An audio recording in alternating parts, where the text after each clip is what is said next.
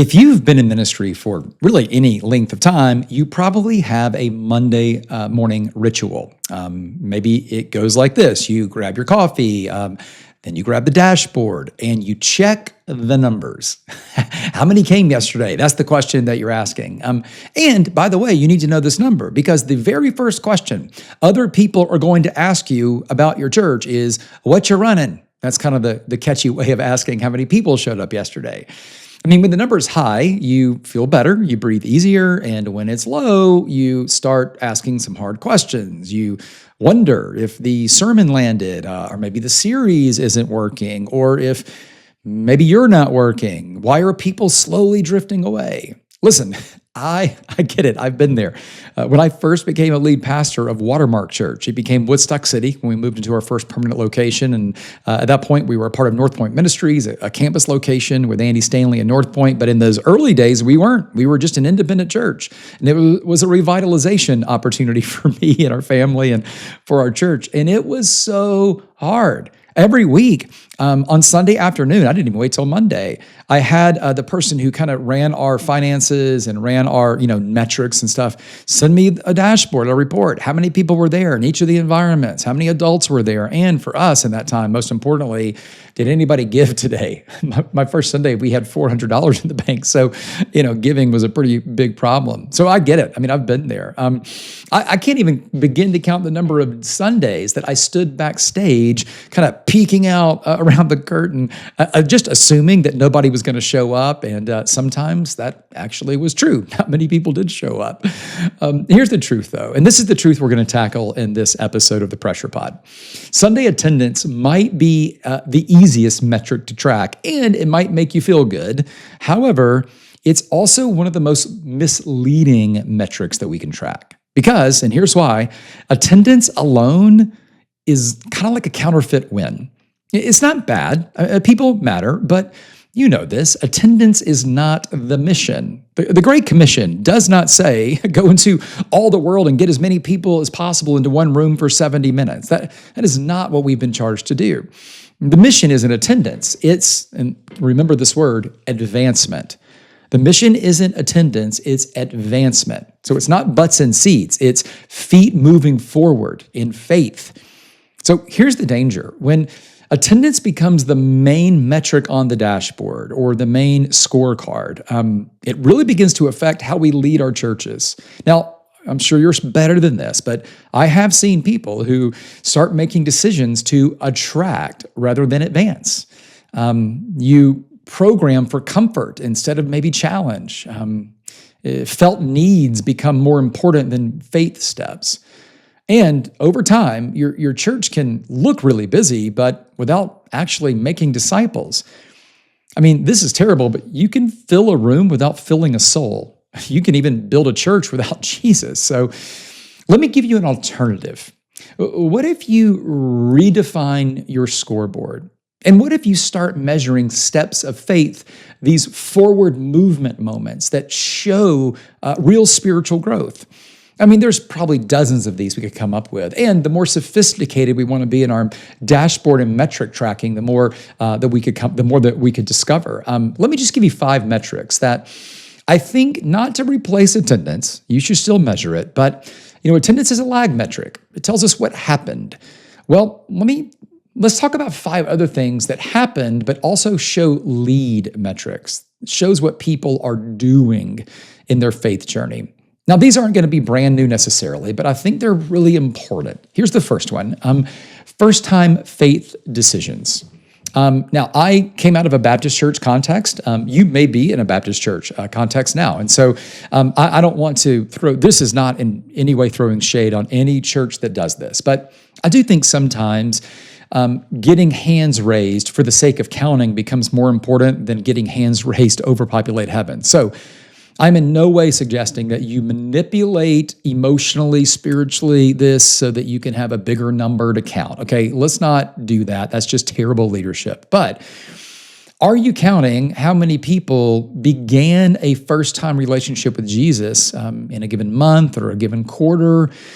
Here's why this matters, right? I mean, this is the first and most important, by the way, step that a person's ever going to take in their life. when we think about discipleship, we're really trying to reach and teach, which means evangelism and growth spiritually in their Christ likeness. And so this step is a huge step, and we should be counting it.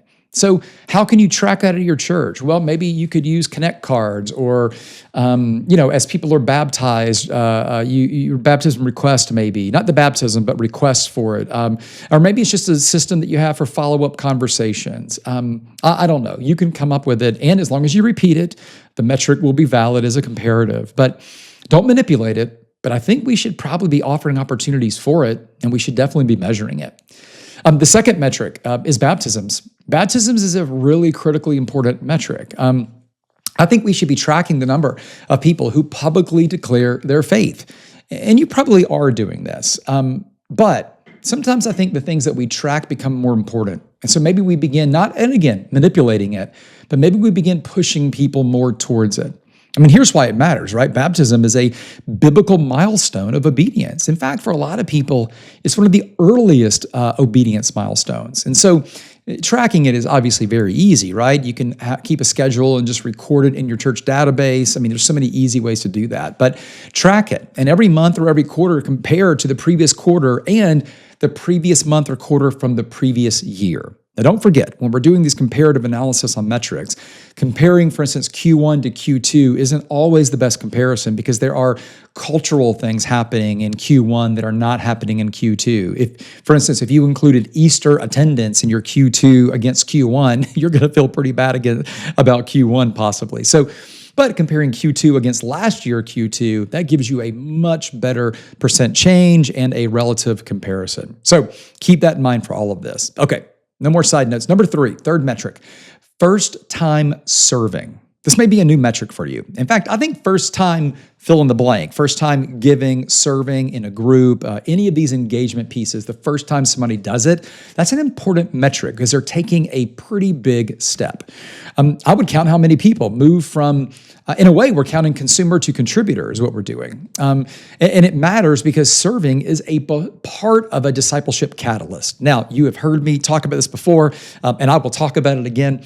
Church engagement is not discipleship. Those two are not absolutely synonymous. However, they are correlated. I believe, obviously, and you do too, the more a person is growing in their discipleship, their Christ-likeness, odds are the more they're going to engage in the life and mission of their local church. But they're not the exact same. So create a first-time serve list, or if your database is robust enough, your church management software, make notations in a person's data file so you can run a report once a month. How many new volunteers stepped into a role this month, this quarter, and then do those comparisons. Small group engagement. I mentioned earlier that tracking new people who join groups, that's pretty important, but I would expand that to classes or any kind of discipleship environment. But I would also track their retention and their re-engagement in another version of a circle. Again, it's great that a person takes a first step into something like a circle of any kind. However, if they do it once and then 6 months later they bail, or the group ends, the class ends, and then they never do anything else over the next 3 to 6 months, that's a problem, right?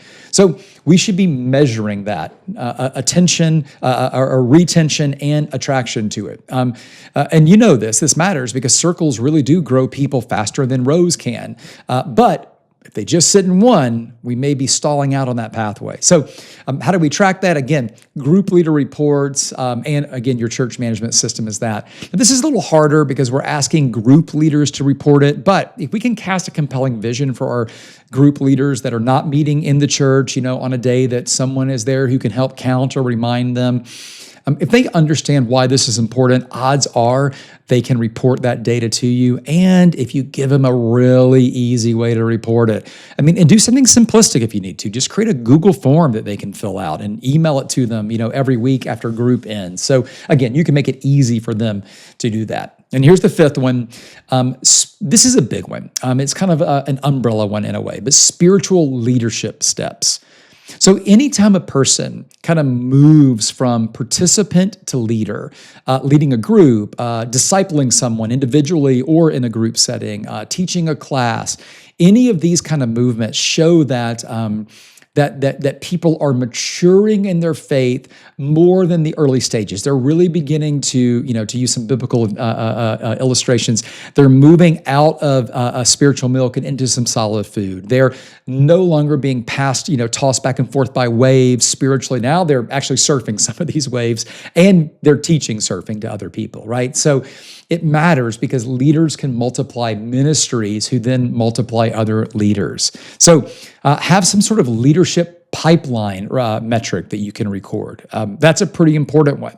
All 5 of those, I think, are better metrics than just attendance alone. If you want your church to, measure what matters, well, not to oversimplify it, but just kind of do this. Define the steps in your context, build a system to track it, and then celebrate the wins as they take steps. That's really all you have to do. The most important thing, though, is deciding what are those other metrics that you need to measure. And it can't just be dollars and people. It's got to be step-oriented.